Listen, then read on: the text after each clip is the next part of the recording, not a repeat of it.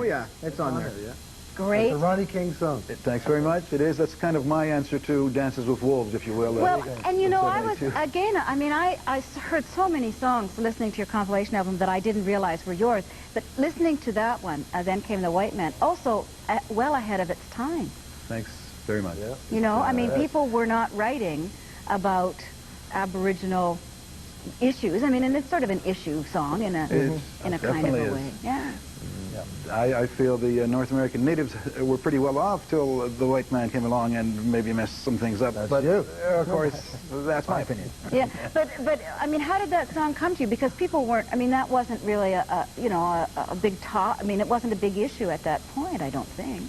No, I guess I just always had a certain social concern. I think living in Calgary, too, with such a huge population of Indian Sarsi and all, I was brought up with all that. Definitely that, yeah. I was also influenced by Paul Revere and the Raiders, Cherokee Nation. That also made me think, along with our upbringing from the West and all that. Great song, fabulous song. Thanks a lot. Kim is in Winnipeg. Hi, Kim.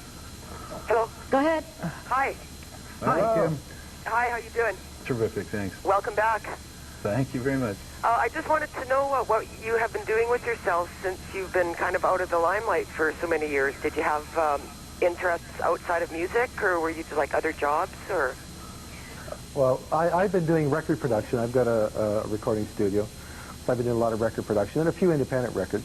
And Kim has been... Well, I had kind of a minor burnout and got out of, quit the road. I had to get off the road, and I got into theater, and I became an actor, and I studied, I spent 7 years fairly immersed in the theater, and it was another good time, and certainly hasn't been abandoned, but I also worked on music throughout that period. I've never been able to let these things go. Do you talk about punishing yourself, though? I mean, you get off the road, which is tough, and then you go into theater, which is like so tough. Yeah. I mean, No sense of...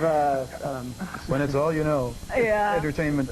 Tell me about burnout on the road. What was that for you? Well, after the Stampeders, I formed a band called The Cry, which had some records and was quite different than the Stampeders. It was a fairly edgy band. But I was having some personal troubles with family troubles, and which, you know, it's all part and parcel of being away a lot, and and you've heard this story a million times, and this is just another version of it. But yeah, I crashed, and I couldn't take it anymore. I didn't want to see another white line, and so I just stopped, because the only way to stay alive as a musician, essentially, was to be on the road and out working, and I stopped. And took a little time to rethink things, and then did what I kind of wanted to do for years, really, which was get into theater and study that. And Ronnie, you've been quite open, really, about the road being pretty tough on your personal life. I'm an open guy. Yeah. About 1980, but the end of the rise and the fall, I call it, of that era anyway, I moved to Calgary and stabilized as best I could out there, and ended up running assorted versions of the Ronnie King Band out there, and hide all the guys that out there. Hide all the guys that were in Ronnie's band? Yeah. The availables. There got to be so many of them that, we call them the availables, because whoever's available. So, and then I eventually, last few years in Calgary, in fact, on the cable system, I had my own little TV show trying to feature nostalgic Canadian rockers like us. And that idea still exists. I still have that in the back of my head. But I had lots of fun doing that. I had Kelly J on from Crowbar, and we did, my band and him, we did Oh, What a Feeling. Then I had Floyd Sneed on from Three Dog Night. He invited Richard and I on, but we wouldn't go. Exactly. Hey, can you, just before we go for a break, can you guys do, I mean, you just sang a little, can you just do us like a line of Sweet City Woman, or anything really, just like a line?